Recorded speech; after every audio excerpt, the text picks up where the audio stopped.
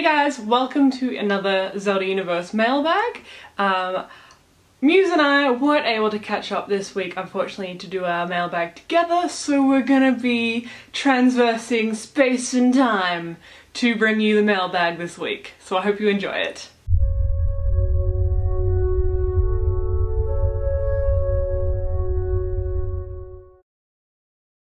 The first question for today's mailbag comes from Winds of Scarblade. A new questioner approaches.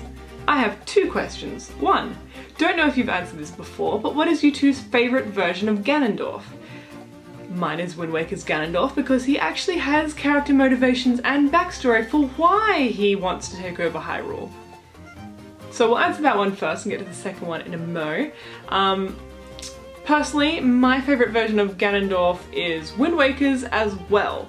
I agree with you, same reasons, I like his motivation and character, but also, as with a lot of things in Wind Waker, I just love the aesthetic.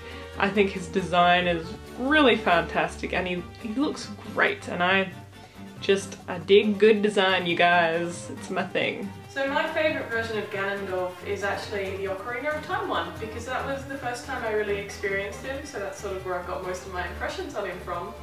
And it's also because I really enjoyed the boss battles in that game. I find he's kind of the same throughout most of the games, so I don't really feel like I found it quite hard to pick one that I thought was my favourite because nothing stood out too much, so that's kind of why I based it off of those. Question number 2 from Winds of Scarblade is, what are some features you hope will be in Hyrule Warriors? Since it isn't a canon Zelda game, they could do many things that Nintendo wouldn't normally do in a main series Zelda game. For example, I hope you can play as multiple Zelda characters like Zelda or Malon. Malon fights with a pitchfork, maybe. Yeah, I would really love to see more NPCs in Hyrule Warriors that are playable, especially Zelda and Malon sounds awesome. I've always liked her, and I think that a kind of farmy fighting style could be pretty cool and fun. Also Sheik, because I love a Sheik. Possibly also Impa or Midna could be really cool and could have some interesting and different sort of abilities. Another one I would kind of think would be cool would be Tetra, because she could be a male counterpart to Link's kind of moveset. She could have the same moves and weapons, but also be a lady. And a pirate. Yar! I pretty much agree with everything Ithaca said about wanting more NPCs in this game. I mean, being able to play as Zelda NPCs that you don't normally see very much, or you don't really get to see things from their side, that would make this game, you know, somewhat cool to me. I also think that you should be able to ride Epona. Yep, always Epona. Our next question comes from Spirit Dreamer, and it is, do you have a favourite out of the 3 goddesses, Din, Nehru and Farore? And if so, why? Basically, my favourite goddess is Din, for not a lot of reasons. I like fire, she's a goddess of fire. I really like Nehru because wisdom is awesome. I also took it to mean, like, it says that she makes the laws of the land. So I took that to mean basically that she creates science, and science is also awesome, so yeah, gonna go with Nehru. Our third question comes from Susan Munger, who asks us, what is your favourite style of Zelda? Realistic like Twilight Princess, cartoony like Adult Timeline, or a mix like in Skyward Sword? If you have one, why? Personally, I have no real favourite that I can easily just go, that one. I think they're all excellent in their own ways, and I feel like Twilight Princess is the natural progression from Ocarina and Majora's kind of game engine, which were quite realistic at the time that Ocarina came out, which is easily forgettable, I suppose, these days. While Wind Waker and Toon Link's kind of aesthetic reminds me more of the sprite-based games like A Link to the Past. But clearly they're a lot more distinct from each other than they're not directly related, like the graphics in A Link Between Worlds are deliberately referencing A Link to the Past. I also find the cel-shaded graphics of Wind Waker far more interesting because they were daring breaks from what people really expected and kind of knew that they wanted. I would lean towards seeing more cel-shaded or hybrid stuff like Skyward Sword rather than hyper-realistic graphical styles, just because every developer and their dog goes for gritty realism and I like different. That's that's my thing. What do you think, Muse? I agree that I don't really want a gritty, realistic Zelda game because for me that would probably take away from what Zelda should feel like. But I've got to say that some of my favourite artwork for Zelda was Twilight Princess just because it was so pretty. I mean, I really like the cartoon style as well, but for me personally, Twilight Princess is... yes. So that's kind of more the way I'd like to see it going, a bit more adult, a bit more beautiful, for lack of a better word.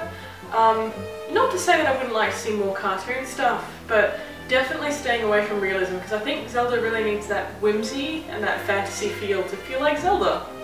Question number 4 comes from Taco Cyfrog. Would you like a game that comes after Ocarina of Time and before Wind Waker that tells the events leading up to the goddesses flooding Hyrule? I would love this. I think it could be a brilliant and wonderful way to delve into the Zelda universe. Of the lore and the history. However, if I recall correctly, the reason that the goddesses flooded Hyrule was because evil was able to flourish in the absence of the hero. I could be wrong, it's been a while since I played Wind Waker. But if that's the case, I'm not sure how they could tie it into the Zelda timeline because if you ask me, a Legend of Zelda game needs an incarnation of Link to be the hero, and I suppose that Link's descendants for that period of time were not very Link-like.